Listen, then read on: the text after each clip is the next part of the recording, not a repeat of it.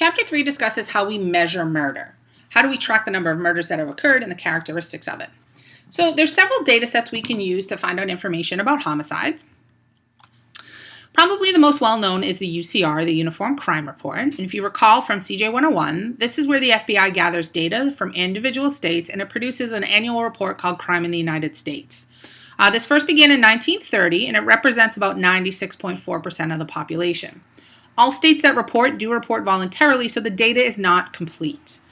It includes Part 1 index crimes and Part 2 offenses, and of particular interest to us here is murder. Regarding homicides, the UCR tracks murders and non-negligent manslaughter as categorized by the police based on the investigation. When reporting crimes to the UCR, departments follow FBI definitions of offenses, and they do this for the UCR and for NIBRS. So for murder and non-negligent murder, the FBI defines these as the willful, non-negligent killing of one human being by another.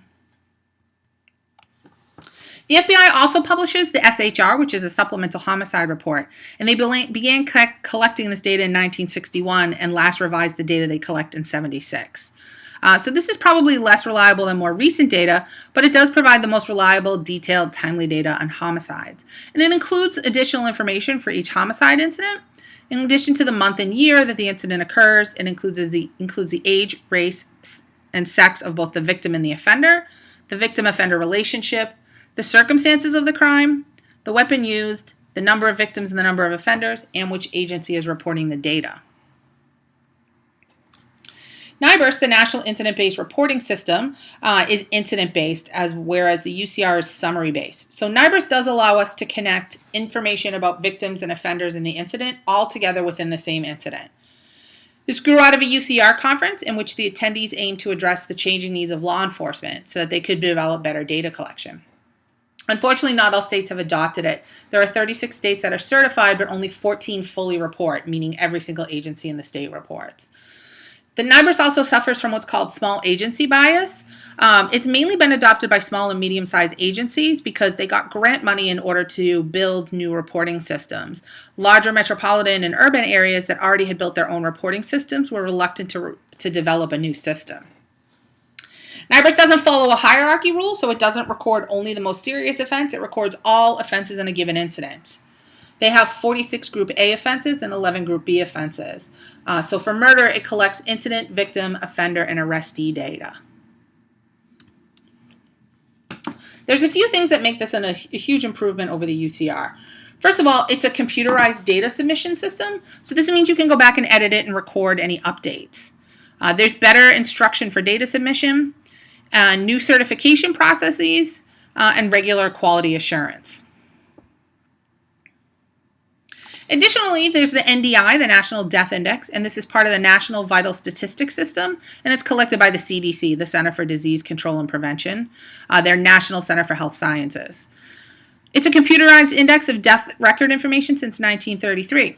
Since homicide is the killing of one human being by another, if something's been listed as a homicide, it's going to include both criminal and non-criminal homicides. So if you're trying to look specifically at criminal homicides, this is a data set that might not be as good for your purposes. It includes the age, race, ethnicity, and sex of the victim, if the victim was in the military, their social security number, where the victim was born, where they worked, what they did for a job, their residence and place of death, their parents' names and addresses, the place and manner of disposition, whether an autopsy was completed, times, places, and causes of death, and whether or not the death occurred at work. Additionally, the CDC introduced in 2003 the National Violent Death Reporting System, and this was introduced as an improvement to the NDI. So this collects demographic data on victims and offenders. This also does not have national coverage. It's like NIBRS that way. And the focus of this data set is on violent deaths. So this could be information that would be, this could be a data set that would be more helpful to a criminologist. So that looks at murder, suicides, death by legal intervention, but not the death penalty, unintentional firearm injury deaths, and undetermined deaths. The states here collect data from police, medical examiners, and coroners to compile this data set. Chicago has their own homicide data set, and this is available through the ICPSR. We don't actually have a subscription to the ICPSR here at Fisher, but some of these data sets are available for free. You don't necessarily need a membership. So the ICPSR stands for Inter-University Consortium for Political and Social Research. And basically anyone who's done political or social research, so there's a lot of CJ data in here, and was grant funded is required to deposit this data there. They have one of the largest, most comprehensive data sets on violence, which is the Chicago homicide data. It follows information for a 30-year period and has 23,000 homicides with 115 variables. It is structured like the SHR, so you can focus on victims, offenders, or incidents. It has data on victim-offender relationship, type of weapon, circumstances, offender's prior criminal record, and geographic variables. HITS, the Homicide Investigation Tracking System, was developed in response to murders such as the Green River Killer and Ted Bundy. And this was done with National Institute of Justice funding in 1995 by Washington State, by their Attorney General. And this was developed because crimes across jurisdictions are definitely more difficult to investigate.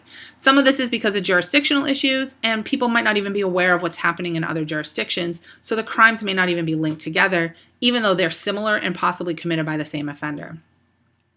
So this was designed to help investigators link crimes using victim and offender characteristics, weapon information, crime evidence, geographic locations, vehicles used, and it also has information about murders and sex offenders living in the community.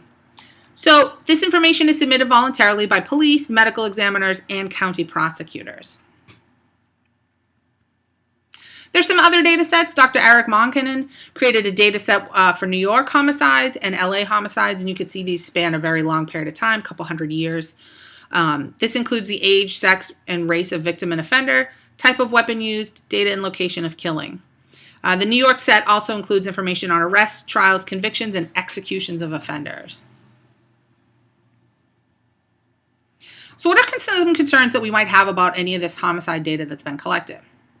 Well, first of all, missing data. While the majority of homicides come to the attention of the police and someone has at least been tagged as missing, this is less problematic of an issue than it is for other offenses, but not all incidents are known to the police.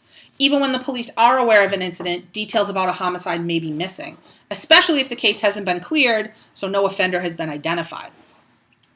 This becomes a problem as the number of stranger homicides increases, right? Because when homicides are committed by a stranger and we're not able to identify that stranger, that means we're missing a whole slew of data that case is never cleared. The NIBRS data is actually more complete than the SHR data.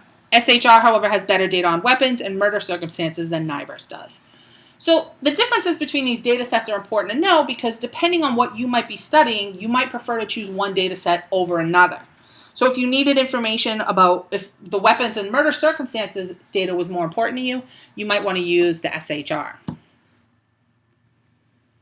Data is sometimes also inaccurately coded, especially in the UCR, which uses the hierarchy rule. So in 2007, a woman killed her 3 stepchildren and her husband, and all the victims were coded as stepdaughters. And this happens because SHR data cannot be updated. So if you submit it and it's wrong, there's no opportunity to go back and update that, whereas in NIBRS, you can go back and update it. As I mentioned, NIBRS has small agency bias, so it often doesn't reflect large city homicides. This means we can't generalize any conclusions we make from NIBRS data to the population as a whole, or even some states as a whole. Another way of studying this is doing a case study. This is an intensive study of a single case or a number of cases. So this could include interviews, it could include observing trials, looking at police and prison files, examining newspaper accounts. This provides a lot of rich data, but it cannot be generalized. We also want to take care with theories that are derived from this. For example, the McDonald triad, which is often referred to as the homicidal triad, discusses 3 factors believed to be common in childhood histories of homicide offenders. That includes bedwetting, fire setting, and cruelty to animals. And most homicide offenders have at least one of these characteristics. But there are many people who have all 3 of these characteristics, and they do not go on to become homicide offenders. Other things we might look at is typologies of murders. So these are often based on the victim-offender relationship, so interpersonal violence murders, or circumstances surrounding the murder, if it was drug-related. SHR allows for 30 relationship codes. But sometimes people have more than one relationship with the person, between the victim and the offender.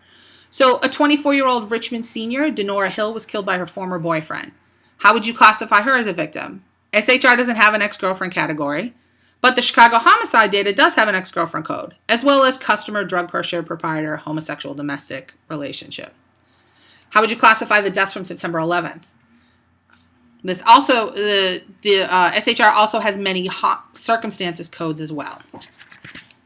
And that wraps up Chapter 3 and how we measure murder and data sources on murder.